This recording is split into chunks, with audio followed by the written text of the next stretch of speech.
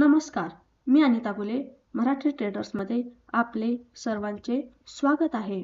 अमेरिकेतून आलेली ही एक बातमी पूर्ण जगभराला धक्का देणारी आहे.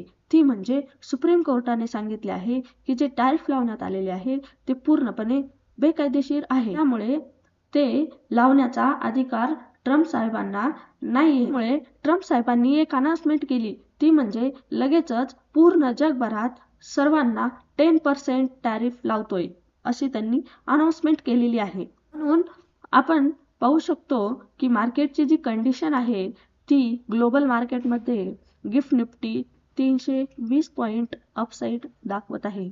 म्हणून सोमवारी पाहू शकतो आपण की मार्केट कदाचित 200-300 पॉईंट गॅप अप ओपनिंग होऊ शकतं आणि मार्केटचा जो रेजिस्टन्स आहे 870 हा जो रेजिस्टन्स आहे तो मार्केट तोडून वरती जाऊ शकतं किंवा तिथं सस्टेन करून परत खाली येऊ शकतं.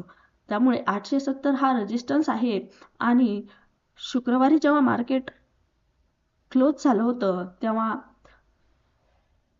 560-570च्या जवळपास क्लोज झालं होतं आणि सोमवारी आपल्याला गॅप अप ओपनिंग दिसू शकते.